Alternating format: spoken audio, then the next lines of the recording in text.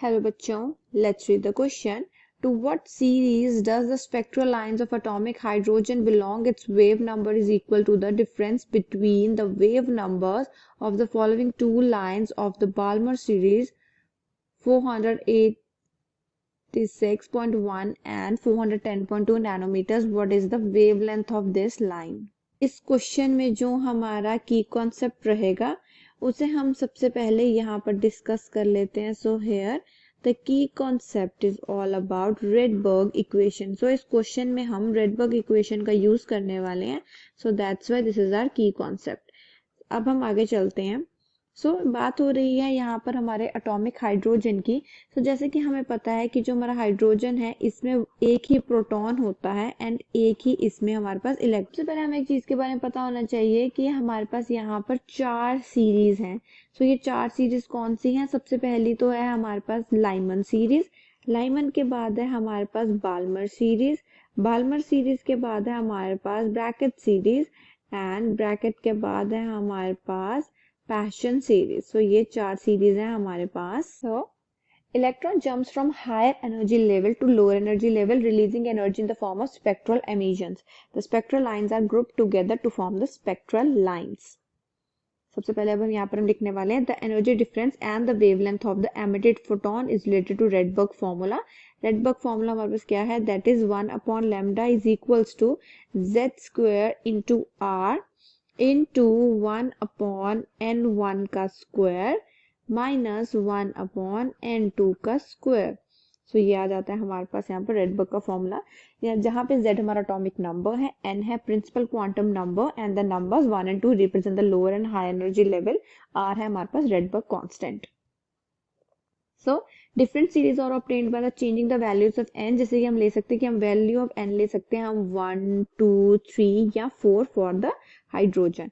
And जो हमारे पास value है r की वो कांस्टेंट होती है, that is 1.096777 into 10 to the power of 7 meters inverse. Clear? Question में क्या बात की गई है? हमें दो डिफरेंट वेवलेंथ दे दी गई है एंड हमें कहा गया है कि दो डिफरेंट वैल्यूज ऑफ n निकालनी है from this using the formula to get the transition and then equate it again to get wavelength and thus the series.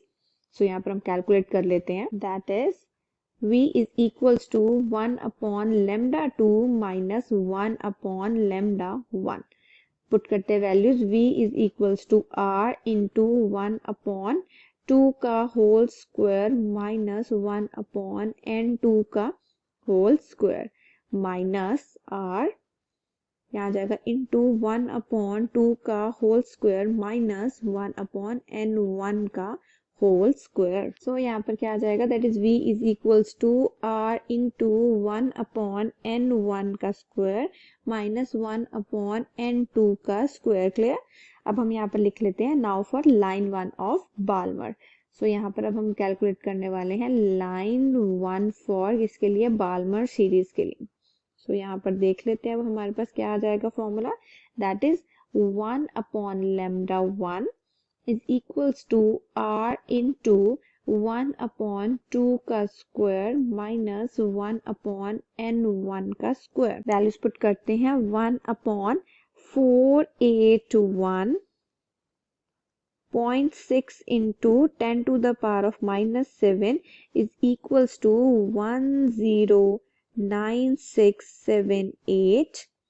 ये हमारे रेडबर्ग की वैल्यू इंटू 1 अपॉन 2 का स्क्वायर माइनस 1 अपॉन n1 का whole square.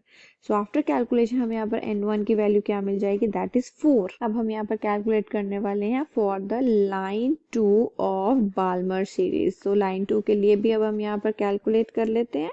यहाँ पर क्या formula आ जाएगा? That is 1 upon lambda 2 is equals to r into 1 upon 2 का whole square minus 1 upon n2 का होल स्क्वायर. वैल्यूज पुट करेंगे हम इसके लिए भी. 1 upon 410.2 into 10 to the power of minus 7 is equals to 109,678 into 1 upon 2 का whole square minus 1/n2 का whole square. So after calculation n2 यहाँ पर आ जाएगा हमारे पास 6। सो हमने यहाँ पर क्या देखा, that transition of electrons occurs from shell 6 to 4. So the series is Paschen series. So यहाँ पर कौन सी सीरीज आ रही है हमारे पास, ये सीरीज आ रही है हमारे पास Paschen series। एंड हमें यहाँ पर बोला गया है कि हमें वेवलेंथ भी कैलकुलेट करनी है। सो वेवलेंथ अब एक बार हम कैलकुलेट कर लेंगे। सो दस given electronic transition occurs from 6 to 4th cell।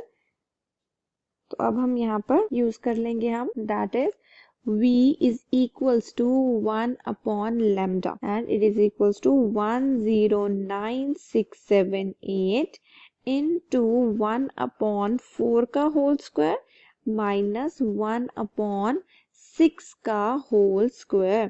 So after calculation lambda हमारे पास यहाँ आ जाएगा, that is 2.63 into 10 to the power of -4 centimeters। Clear? This is our final answer. I hope you understood the problem well.